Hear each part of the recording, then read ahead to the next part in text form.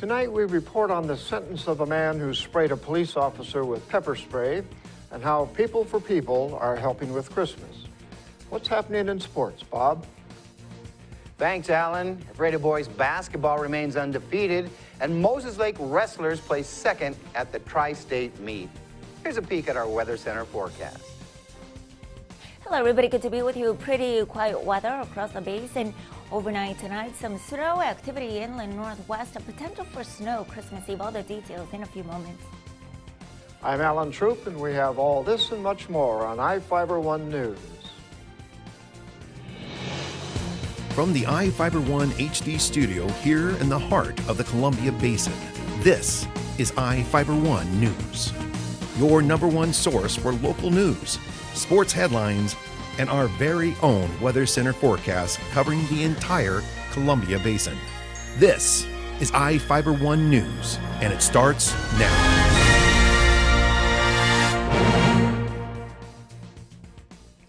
An Ifiber man will serve 8 years in prison after he used pepper spray on a police officer during a chase. A Grant County jury convicted Rusty Abrams, a 32-year-old man, with assault in the 2nd degree and assault in the 3rd degree of an Ifiber police officer. Abrams has 11 previous felony convictions spanning 19 years. When combined with his previous convictions, Abrams faced between 5 years and 7 years in prison.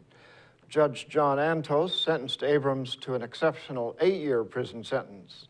Abrams had a warrant for his arrest when an Ephrata police officer spotted him on April 27th. The officer chased him towards a nearby trailer park.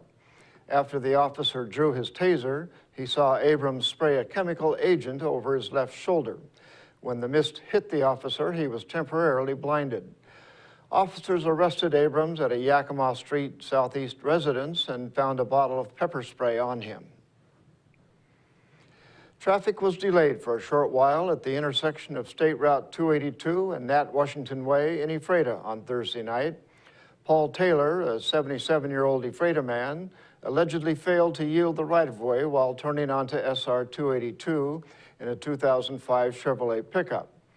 Karen Vasquez, a 19-year-old Quincy resident, was driving a 2000 Honda Accord and received minor injuries from the collision. The Ephrata police reported Taylor allegedly caused the collision. Ephrata is charging more for city services. The city council approved an increase for fees, rates, and fines during a recent meeting. Most of the rates rose by about 2%. City Administrator Wes Craigle said the rate raises were based on the amount prices have increased since last summer when the city began preparing the budget.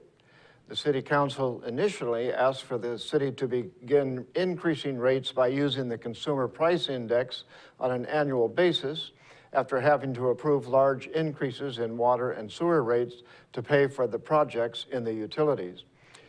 The city administrator said some of the rates increased by more than 2%, including the water rates, which rose by 7%. The increase is part of a plan approved in 2011 to pay for a series of improvements in the water system. Residential water customers will pay at least $39 a month, an increase from $36.25. A man is serving 45 days in jail after leading police on a chase from Soap Lake to Moses Lake in October. Isaac Solis Flores, a 28-year-old East Wenatchee resident, pleaded guilty in Grant County Superior Court to attempting to elude a pursuing police vehicle and making a false statement to a public servant. Judge John Antos followed the attorney's recommendation and sentenced Solis Flores to 45 days in jail. A Washington State Patrol trooper spotted Solis Flores driving 14 miles per hour above the speed limit on State Route 17, about 4 miles outside of Soap Lake. When the trooper stopped the car, Solis Flores gave the trooper a false name, said he didn't have a driver's license, and fled at a speed of 110 miles per hour. Solis Flores turned into a driveway of a residence and jumped from the moving car, which hit a car parked at the home. He ran to the door and troopers arrested him at the door. And now we take a look at people being sought by law enforcement. This is Sheriff Tom Jones with the Grant County Sheriff's Office. Each of the people you see here have a warrant for their arrest. If you see any of these people, we ask you do not attempt to detain or apprehend them, but call us at 509-762-1160 or send us an email at crimetips@co.grant.wa.us. If the person is presenting a danger, call 911.